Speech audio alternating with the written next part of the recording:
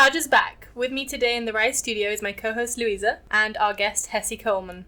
A massive thank you to Rise for inviting us to use their recording studio. Their new building here in the Old Street area is incredible. We're thrilled to be welcomed into their fintech community. So our guest today, Hessie, is Head of People Operations at Starling, a London-based, mobile-only challenger bank. They're running a scheme called Passport to Starling, which is targeted at recent graduates, and an insight day for interns. Now, the topic of graduate opportunities is particularly interesting to Maria Christina and me because it was not long ago that we were at that stage ourselves. This means we are positively brimming with questions, so let's get started. So could you give us a short insight into what Starling does for its customers and how it's disrupting the banking industry? So Starling is a bank entirely on your mobile phone, fully regulated, fully licensed. We got our banking license in 2016, the same year as we got investment. And we went live in the app stores in May of this year. So it's entirely on your mobile phone. Everything's instant and in real time. And the idea behind it, the vision, is to give everyone clarity and control of their finances. So finances are something that often feels very separate from your day-to-day life. You have to go out of your way to go into the bank or to open up your online banking. But actually it touches every aspect of our lives. And it's the little things like, how are you meant to manage your finances if actually it's not showing up in your statement for 3 to 5 days? How are you meant to know what you're spending? So by doing everything in real time and in a way that makes these things very simple for our customers to understand, so whether that's their spending insights, where is your money actually going, or your goals, and how do I, if I want to save £100 by Christmas, then how am I going to do that? By putting our customers in control of their finances and helping them to have a better relationship with their money, we're really trying to do a better take using the most current technology on what is quite a traditional and in some ways outdated industry. So what's your role at Starling? So I head up people operations, so that's all things people. It's essentially a standalone role, so everything from finding awesome people and getting them in the door to making sure that Starling is actually a great place that people want to work, and of course all the regulatory and legal stuff behind it as well. And I think you have quite an academic interest in your field. You're doing a master's, is that right? I am, yeah. I'm currently doing the CIPD level 7, which is the master's level HR qualification. So I'm very nearly finished. I've done my dissertation, which was about how startups retain their cultures as they scale. And so I've just got one more exam to go in January and then I'm done. Best of luck. Goodness. Thank you. Yeah, best of luck. So on the topic of culture, tell us about culture at Starling. What's it like there? What kind of environment are you fostering for your employees? So we describe ourselves as being a startup with a banking license rather than a bank that does a bit of tech. And what I mean by that is that it's very dynamic, it's very open, very collaborative. We all sit together in one office and everyone is very approachable. It's not about big job titles or egos. Actually, at the end of the day, we're all pulling together to make this thing happen. So it's very fast paced, everyone has a voice, no one is just an intern or apprentice or whatever it is. Actually, everyone is important and everyone's opinions and voice is important to us, and we want everyone to be able to really contribute, and at the end of the day actually all of us are pulling together to build the bank. It sounds like quite a vibrant, youthful community. Am I right in thinking that? I mean, how many young professionals do you have working there? It's a real mix, honestly. So it's interesting to me because I think a lot of the time when we think startup, we do very much think younger. We're a really diverse bunch of people along pretty much any axis you would care to look at. And one of those is age. So I think the youngest person working for us turned 18 a couple of weeks ago, and the oldest person is in their 60s. Yeah, of course you have 2 different schemes, your internship and Passport to Starling, which I'd love to get into in a short while, focusing on recent graduates and young people. Now, I wonder if you've seen, like probably everyone has, that interview with Simon Sinek about the millennial question. Yeah, another one. So he explains that millennials are accustomed to instant gratification, but that this is unattainable in relationships and career satisfaction. And I found that quite funny, the idea that we shouldn't expect satisfaction from day one of our jobs. And I wonder what you thought about that. Yeah, I think I would tend to agree with you, honestly. So I think there were a lot of assumptions in that video around what a millennial is and how they are different from any other age group. And a lot of them to me didn't ring true. So actually at the end of the day, this isn't a millennial question. Who doesn't want to have a meaningful, satisfying job and to be doing good work? I don't think that just because you suddenly turn 36, that's no longer of interest to you. So for me, couching it in the language of them and us, this is a millennial issue, but actually in some ways missed the point. I think that what he brought to light interestingly was what companies can do to help out. And I wonder how Starling sees itself in that role.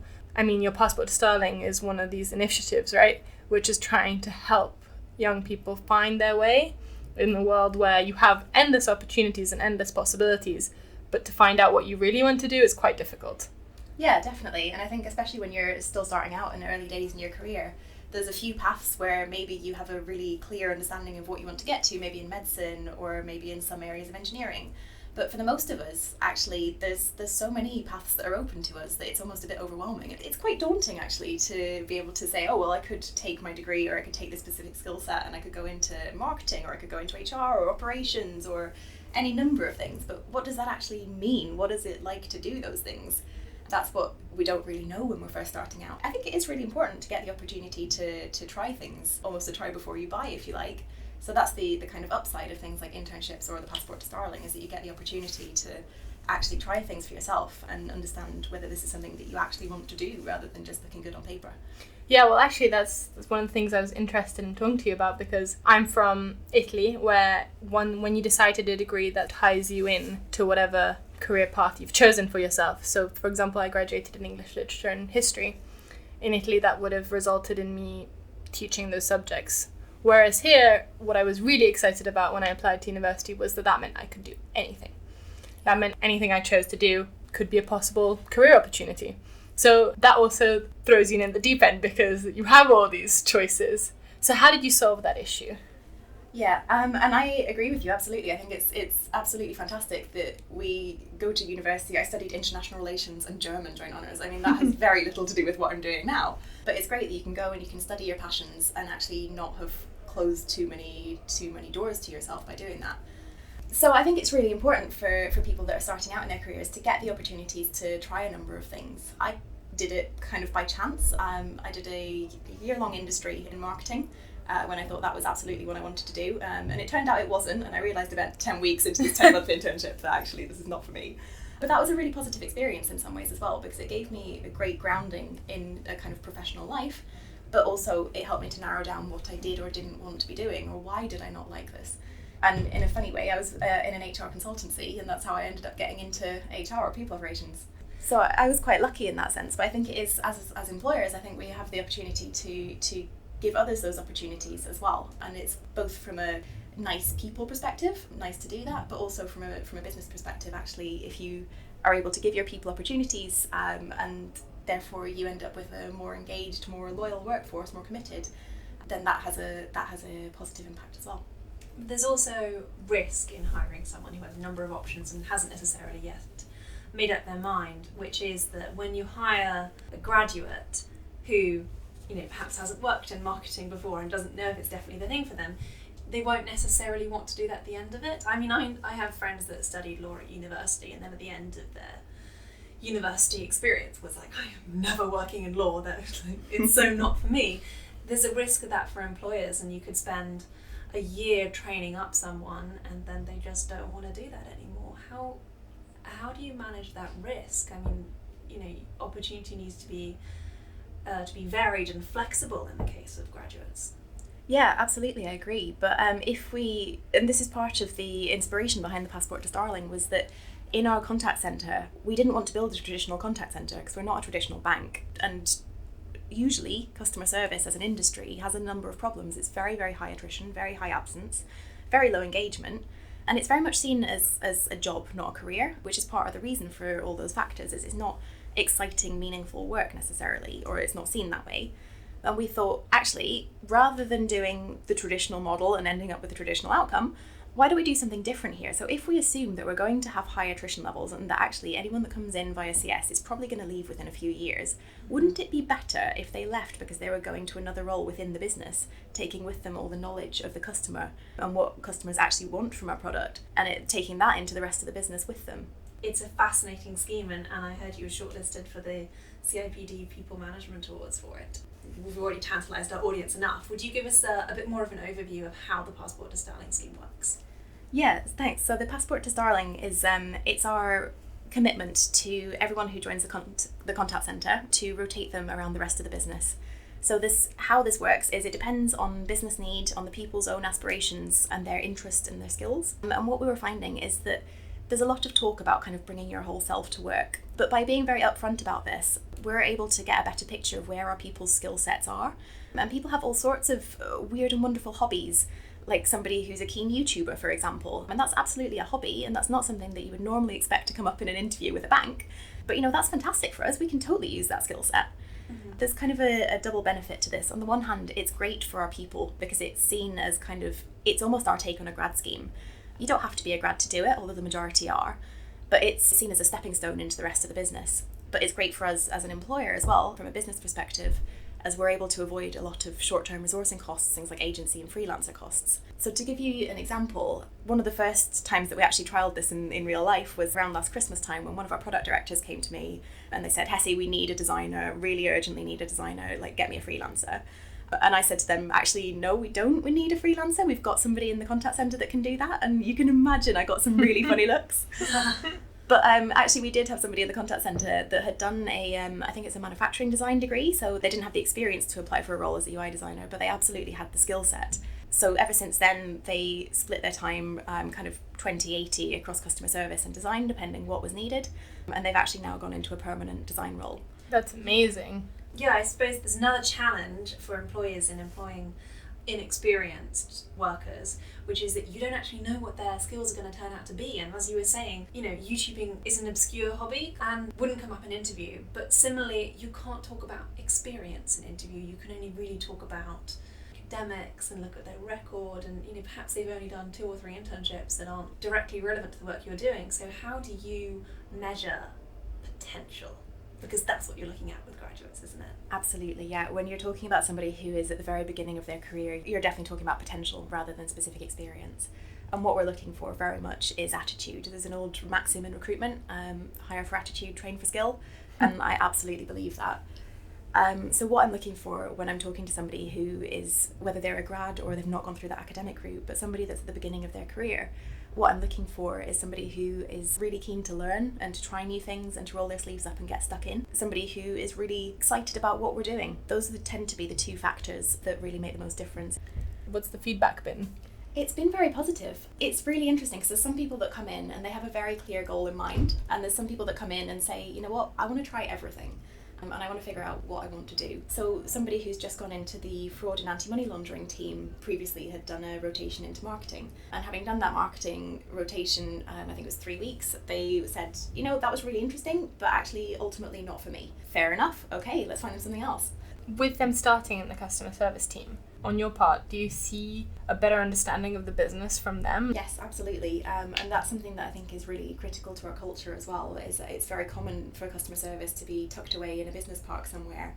But ours are in our London office with everybody else. They're very much part of the team. By rotating them around through the different areas of the business, I think it's kind of mutually beneficial. On the one hand, customer service as a function is getting a better understanding of how these things actually come together for the customer, but vice versa, equally the rest of the business is getting a better understanding of what it is that our customers are actually asking us, what is it that people are wanting. Yeah, that's invaluable, isn't it, to have that communication across all levels. Yeah, and it helps to open up those relationships, I think, as well, and use a community, which I think is a really nice way of terming it, because I think we're all in one office together, it's all open plan, and that's something that I think is very important to us, the fact that you can just get up and go talk to somebody. You don't have to go through any hierarchies and bureaucracies, and I've certainly seen companies where you have to talk to your manager and then they go talk to somebody else and they set up a meeting, and by the time it actually happens, it's all got watered down a bit, whereas in this model, you just slack somebody or you go up and chat to them, you want an answer to something, and there you go, job done. But then, of course, you're saying that your master, you're studying how culture scales. Mm-hmm. Can you really keep a culture of just wandering over to people in an open plan office when you get to, say, 1,000 employees? I wonder how you're thinking about your master's topic in the context of your current job. Yeah, and that's a big part of the reason why I chose that as my research project, as my dissertation, was having scaled quite rapidly through the time that I'd been at Starling. I was very interested in how other companies had done it. So I was looking at it in the context of high performance working practices, and some of the findings from my dissertation were around how critical it is to reflect on these things and understand what it is about you and your culture that actually makes you get up and come to work in the morning. and to take a step back and to think, how are we going to maintain that as we continue to grow? So yeah, we're about 130 people now. We were maybe 30 when I joined in July 2016, so it's been a rapid pace of scaling. We are continuing to grow, and of course that is a question of how do we continue to have these factors. But there's a number of ways that I think you can do that, whether that's through kind of stand-ups or an all-company demo or all hands or show and tell or whatever it is you call it. But by kind of engineering these opportunities for people to get together and to have conversations and make those relationships and feel like they are part of a community, and to continue to have the mechanisms for employees to have a voice. So whether that's dropping a message on the Slack channel of, hey, I had an idea, why don't we do this? Or whatever that looks like. I think there are certainly ways that it's not going to look identical when you're 20 people as when you're 200 people. But there's ways I think that you can keep the core of what makes your culture special as you grow. But something that really came out in the dissertation was I talked to a number of other companies and got a number of case studies. And largely what came out is that in terms of what they wish they'd done differently, it was largely around, I wish we'd thought of these things sooner. I wish we'd brought in somebody into people operations or HR sooner, because traditionally that's kind of around the 100 people mark. By that time, you're asking a lot of your founders to actually be running recruitment at that level. So by taking a more proactive stance to how you scale and how you keep that culture, that seems to be one of the key things that you can do as a business to try and scale and maintain it. Yeah, your role at Starling sounds like really rewarding work. I sense it from the way you talk about your work. There's a great deal of empathy involved, and it's really empowering for all of your employees. I just really admire it. Thank you. That's lovely of you to say. That's really fantastic that comes across. And definitely, I think it's one of the wonderful things about my role and about Starling generally is that we are quite a small business and we are really all pulling together to make this thing happen. It's very rewarding when you have that line of sight between what you personally are working on a day-to-day basis, and you can see how that's actually affecting the end product, even if you're not a designer or an engineer or someone who's physically building the product. I think it's great that you can see how what you're doing actually contributes to the end goal. That's very, very rewarding. It makes it really meaningful. You were talking about attitude earlier, and that's what you're really looking for. So do you have a profile that you particularly gravitate towards? Yeah, it's really an interesting question, and I think that hiring is a really key part of how you scale your culture. And it's something that I know from the research I was doing for my dissertation is anecdotally something that actually does worry a lot of founders of what if we bring in the wrong person, what if it's toxic. So there is this fear. So I think part of that is assessing what it is that you're actually assessing, what is it you're looking for, and how are you going to know that you found it. And a big part of that for me is around attitude, and it is around that kind of culture fit or culture add. And what I mean by that is that I'm not looking for somebody who's going to fit a cookie cutter mold, and actually we've got a very diverse bunch of personalities as well as on the more traditional kind of axes of diversity. But the reason that it works is because everyone is on the same page and pulling together towards the same goals. I love the idea of culture add rather than culture fit. I think that's really interesting. Yeah, especially in tech, which is traditionally not a diverse industry. I think it's very easy to conflate culture fit with looks like me, which is a bit of a risk. But I think by framing it in terms of culture add, is this person going to actually, bring something to the business, whether that's their specific skill set and their attitude, and are they going to coach others along the way, and what are they going to actually add? I think that's a healthier way of framing it in some ways.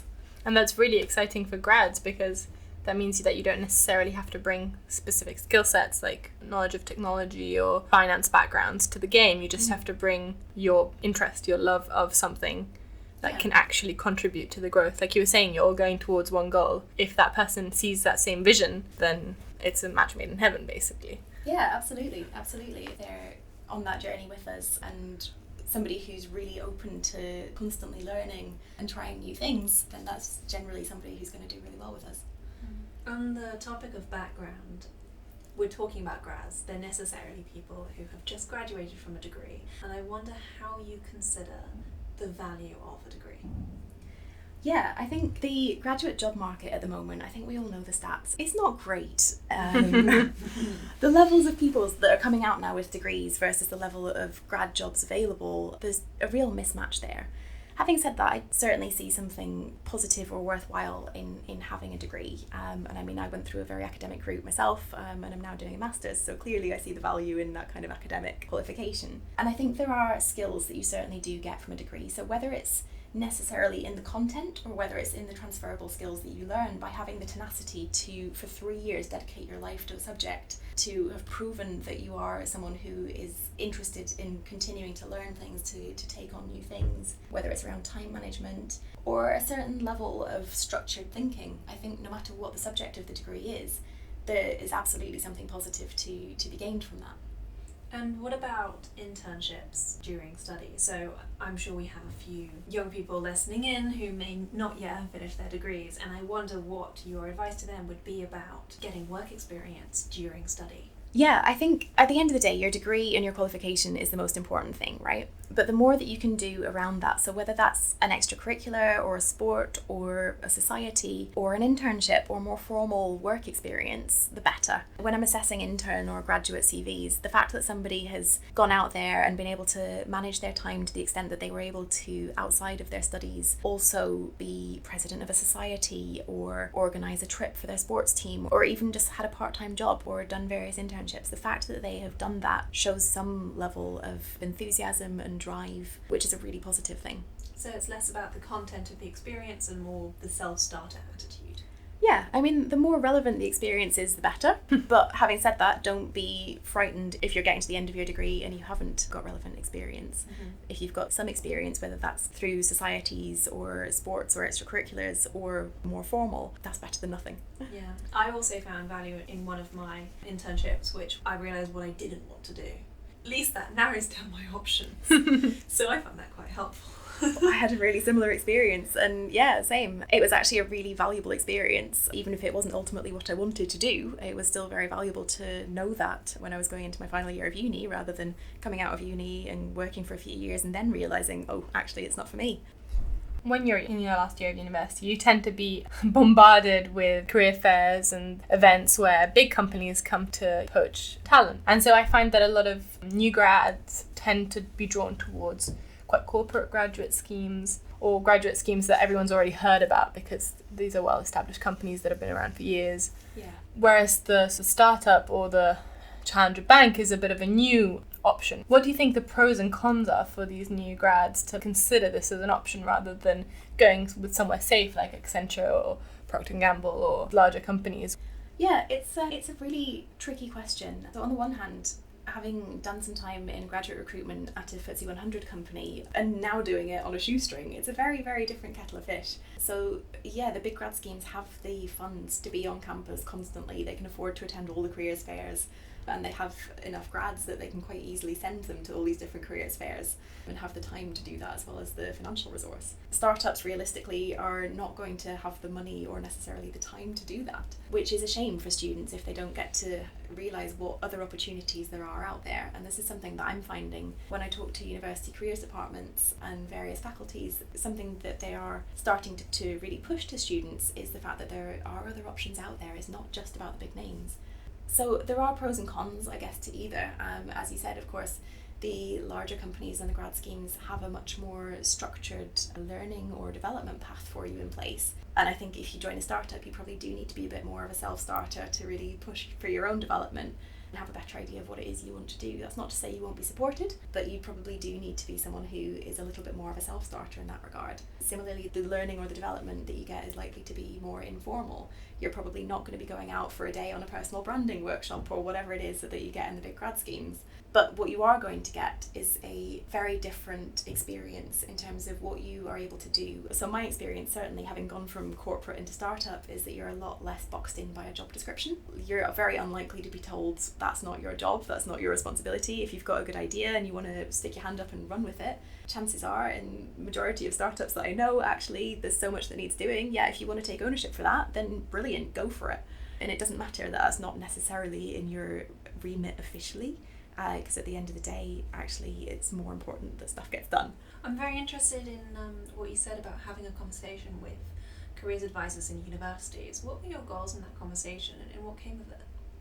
So it started out quite organically. I studied at the University of Leeds and I still had some contacts there. So when it came time when we had some internships open, I just got chatting to people there. And I thought that I was going to have to push a lot more to kind of get our opportunities in front of their students. But actually I was quite pleasantly surprised. And what I found was that it really is something that they were focusing on was making sure that students are aware of all the opportunities out there, not just the big grad schemes and the big corporates. So actually it's something that now I'm making much more of an effort to go more widely and not just using my own contacts, but making sure that we're approaching as many kind of universities as we can. And sometimes off the back of this we'll get approached as well of, hey, can you talk to our students about what life is actually like at a startup? It's really interesting. Even in the big business schools, I'm finding that they are really keen that their students understand what else is out there, because even in the MBAs, a lot of people traditionally would do an MBA with the view to go into consulting or to go into investment banking, but they're finding that that's changing now, and actually fintech in particular is an area that people are now very interested in going into post MBA.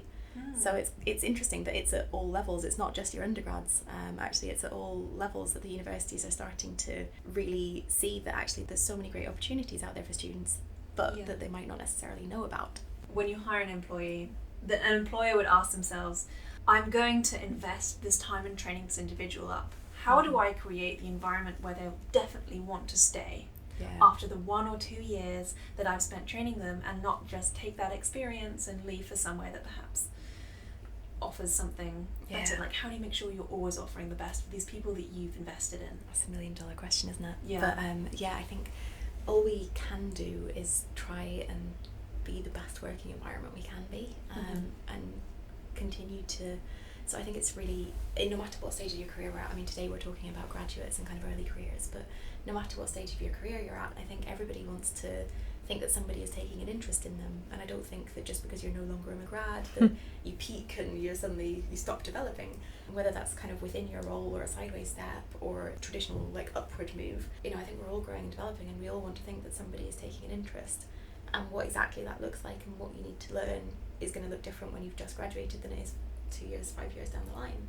But I don't think it's necessarily a different scenario for a kind of early careers as it is for somebody who might be 20 years into their career. I think you still want to think that somebody cares, somebody's interested, and somebody's looking out for you and your development. You have the opportunities out there to continue to grow and develop and not stagnate. Comes back to the real value of having proper attentive HR in your business. Essentially, yeah. Yeah, and what I was going to say is what I think we've learned over the course of this podcast is really that high achievement comes from happy people, which comes from good choices made by a team of people who are looking out for those things. So looking out for good talent, or looking out for culture add. So the idea that you would bring in someone to do people's operations only when you hit 100 is a misconception that we really should think about when starting a new company and when setting up a business, because clearly it's something that might not seem important initially but goes on to form your entire strategy, plan and success. Yeah, I think in the early days of a business, it's a bit of a hard sell for founders that, okay, we need to hire someone to hire people. That seems kind of counterintuitive. But actually, if you do bring someone in who is dedicated to these things rather than doing it as an add-on to all the other 100 things they're doing and trying to build this business, but if you have someone who's actually dedicated to this, to bringing in great people and to making sure that it continues to be a great place for them to work and to do their best work, then I think that's actually a really valuable thing. And of course I'm biased, right? Because that's why I was brought in. But I'm so glad that I was brought in a really proactive way when we were kind of 20 to 30 people, not when we were 100 and things had kind of bedded in, just because I was able to help us to grow in a sustainable, scalable way and to put things like the Passport to Starling into place early on so that they grew organically. Things like staying away from having too much in the way of formal line management, but actually still having those conversations and making sure that people have someone they can go to and have a chat about their development, or I'd like to learn this, how can I go about that?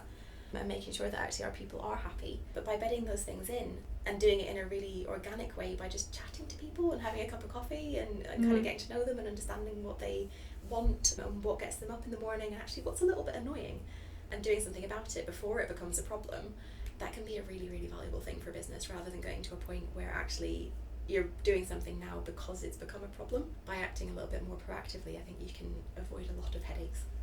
Yeah, prevention is better than trying to fix things. Absolutely. Yeah, I think that's a really lovely thoughtful note to end on.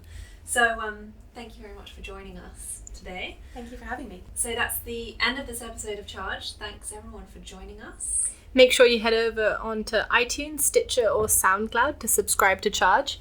And if you'd like to get in contact with us, you can email us at charge@develop.co.uk, or you can tweet us at develop_team. Our hashtag is ChargePodcast. So see you next time, and goodbye from Louisa, Hessie and myself. Bye. Bye.